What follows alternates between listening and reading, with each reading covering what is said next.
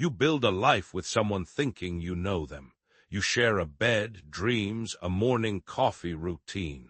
For 22 years I knew Anna, or at least I thought I did. You build a life with someone thinking you know them.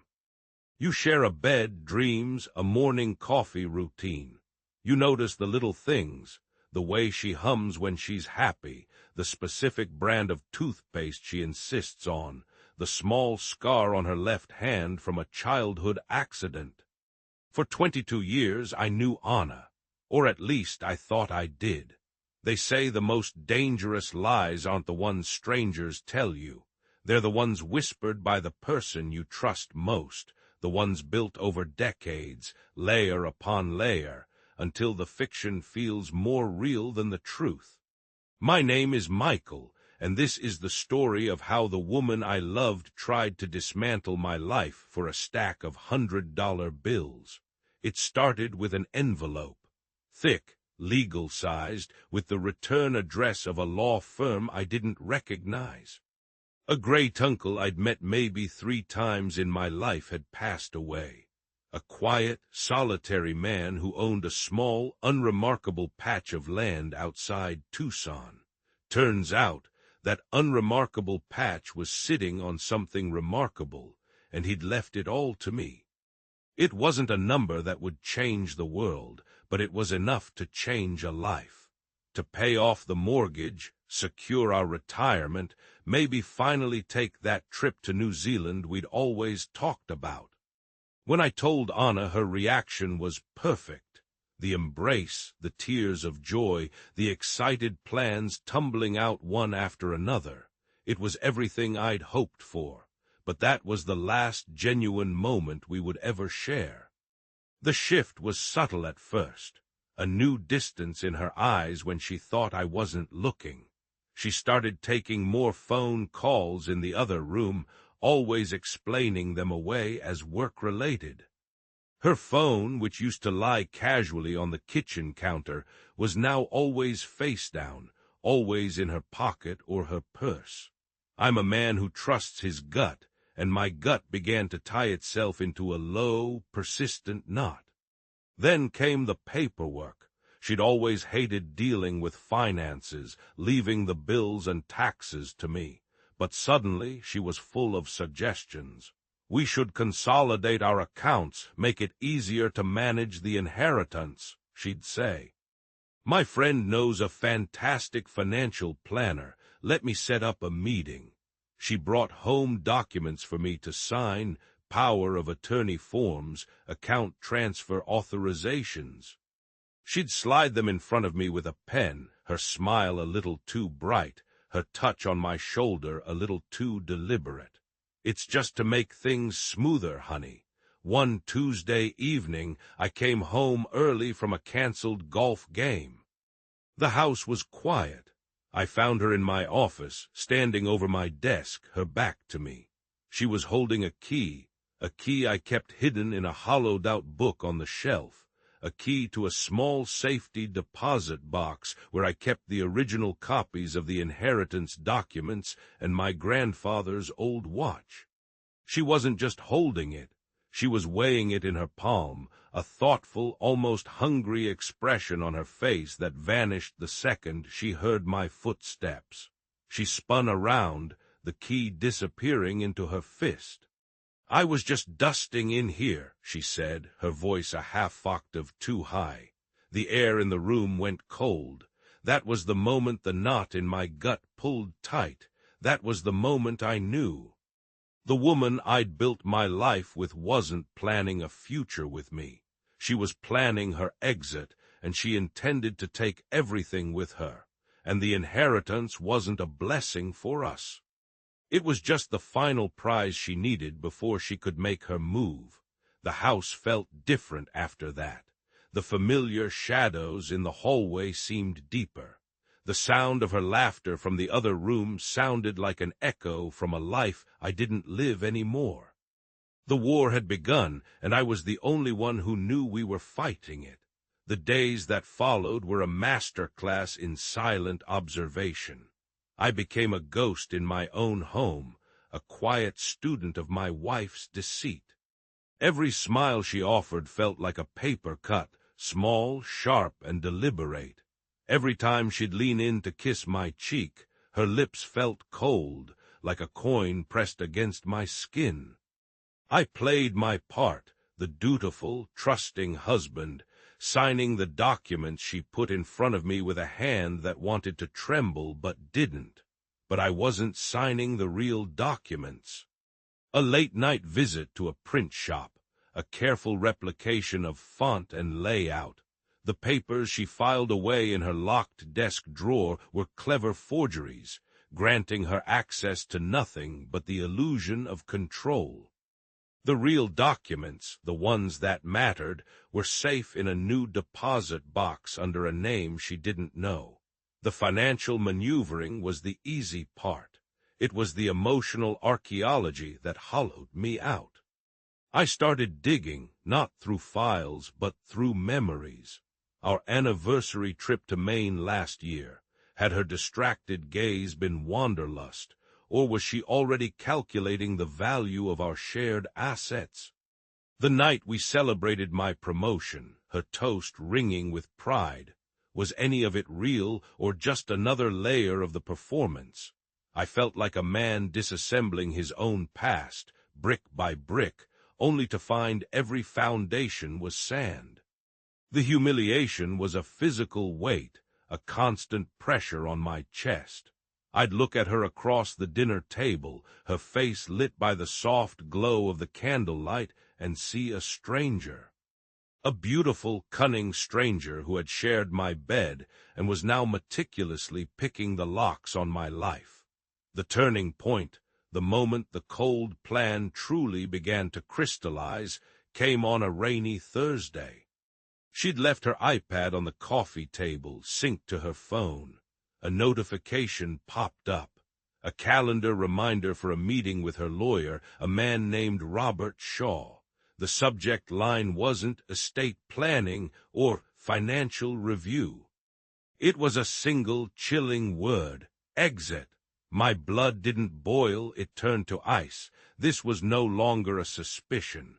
It was a blueprint. I waited until she was in the shower, the sound of the water a white noise curtain. My fingers, steady and numb, navigated to her notes app.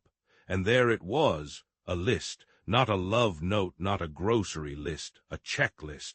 1 secure POA done, 2 Consolidate investment accounts pending, 3 secure property deed transfer pending, and at the bottom a line that stole the air from my lungs, 4 initiate separation once assets are liquid, no loose ends. Loose ends. After 22 years I was a loose end.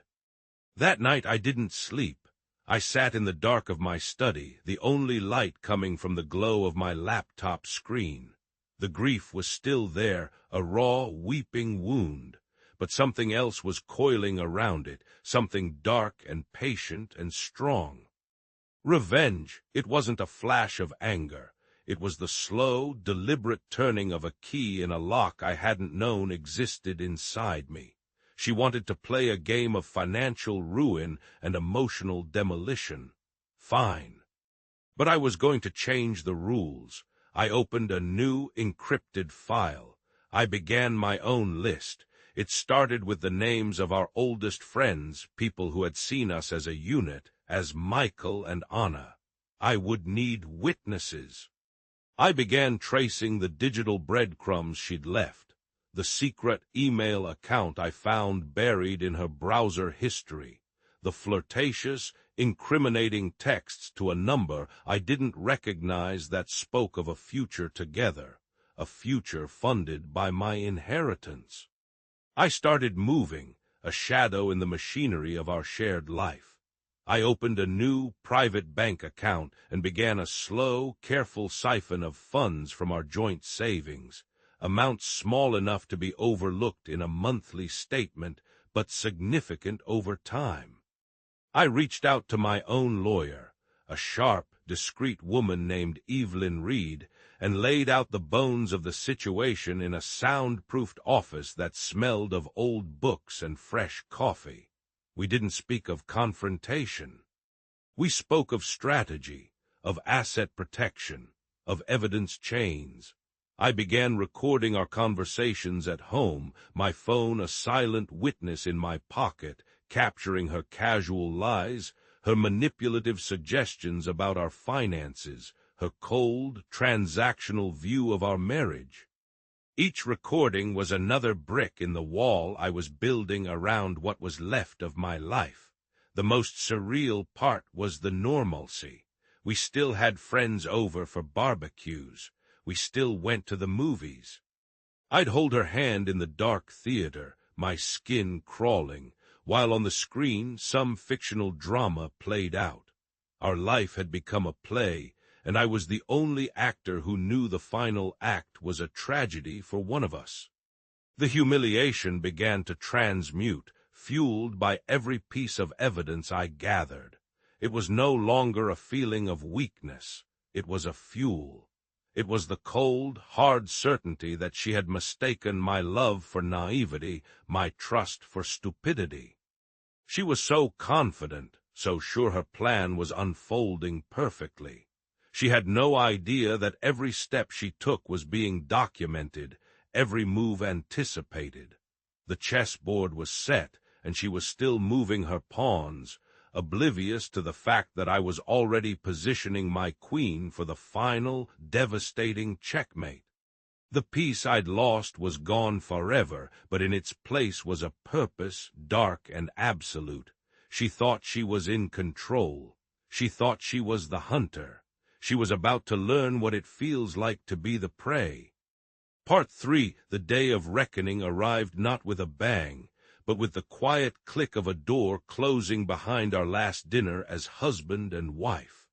Anna had been particularly buoyant that evening, talking about looking at new houses, her eyes sparkling with a greed she mistook for excitement. She had no idea I had already moved the final piece into place. The inheritance was fully secured in my name alone. The forged documents she cherished were worthless, and every dollar she thought was waiting for her had been quietly relocated to trusts and accounts she could never touch. My lawyer, Evelyn, had the full dossier, the recordings, the financial trails, the evidence of her emotional affair with the man she saw as her ticket to a life of luxury. The stage was set in the one place she felt safest, our home. I waited until she was curled on the sofa, scrolling through real estate listings on her tablet, a glass of wine in her hand. The fire crackled in the hearth, casting warm, dancing shadows that belied the coldness about to descend. I didn't raise my voice. I didn't need to. I stood before her, my posture calm, my hand steady, and I began to speak. I started not with an accusation, but with a memory. The day we moved into this house, how we'd painted the nursery a soft yellow, dreaming of a future that never came. I saw a flicker of confusion in her eyes, then annoyance. She asked if I was feeling sentimental. I told her I was feeling clear. Then I dismantled her world piece by piece with the cold precision of a surgeon. I recited the dates and times of her secret meetings with Robert Shaw. I described the contents of the exit checklist from her notes app, watching the color drain from her face. I played a short, crystal-clear recording from my phone, her voice, cool and calculating, explaining to a friend how she would be free and clear once the paperwork went through. The tablet slipped from her hands. The veneer of wifely concern shattered, replaced by a raw, panicked fury. She called me paranoid, accused me of spying, her voice rising to a shrill pitch I'd never heard before. But I was an island in the storm of her rage, unmoved, silent. When her anger subsided into trembling silence, I delivered the final blow. I laid out the financial statements on the coffee table, showing the empty joint accounts, the protected assets, the irrevocable trusts. I explained that the inheritance she had coveted was legally bound to me, fortified by the very evidence of her fraud I had gathered. I informed her that her lover, the man she'd been texting, had been served with a cease and desist letter earlier that day, along with a folder of his own compromising financial records we had uncovered. He would not be coming to her rescue. There would be no lavish new house, no clean escape. There was only the consequences. I handed her a single envelope. Inside was the prepared separation agreement drawn up by my lawyer. It was not a negotiation. It granted her nothing but her personal belongings and a car that was already in her name. She would walk away from our 22-year marriage with precisely what she had brought into it. Nothing. Alimony was denied due to evidence of her attempted financial predation. Any contestation would lead to the full, humiliating release of the evidence to everyone we knew. She was not my wife anymore. She was a legal problem I had already solved. The look on her face was the most expensive thing she would ever own, a perfect portrait of shock, of a plan imploding, of realizing she had been outmaneuvered at every turn. She had gambled everything on my trust, and she had lost. She left that night. There were no more words. She packed a single suitcase under my silent gaze and walked out the door. I did not watch her car disappear down the street. I locked the door, turned off the porch light, and stood alone in the quiet house. The revenge was complete. It was not a celebration. It was an exorcism. The ghost that had been haunting my home was finally gone. In the weeks and months that followed, the silence was my companion. I sold the house.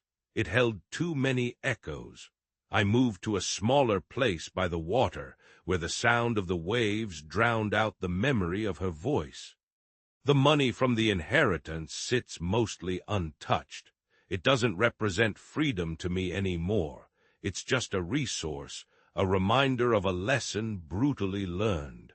I learned that trust is not a blanket you wrap yourself in for comfort. It is a tool, and in the wrong hands it becomes a weapon. I learned that the most dangerous prison is the one built by someone you love, and the only way out is to become colder and smarter than your jailer. I am not the man I was. That man died the day he found his wife weighing a key to his future in her palm. The man I am now is quieter, more observant. The capacity for blind faith is gone, surgically removed. In its place is a clearer, sharper understanding of human nature. I do not hate her. Hate would mean she still holds a piece of me, and I have reclaimed every piece. Her betrayal was the fire, and my revenge was the crucible. I walked out of the ashes harder, quieter, and finally, completely free. Sometimes, on a clear morning, I sit with my coffee and look out at the water. The peace is different now. It's not the naive peace of shared dreams. It's the earned peace of a battle won, a truth faced, and a life finally reclaimed. The story is over. The tale is told, and I am, at last, the only author of my days. Have you ever discovered that someone you trusted completely was hiding a devastating secret?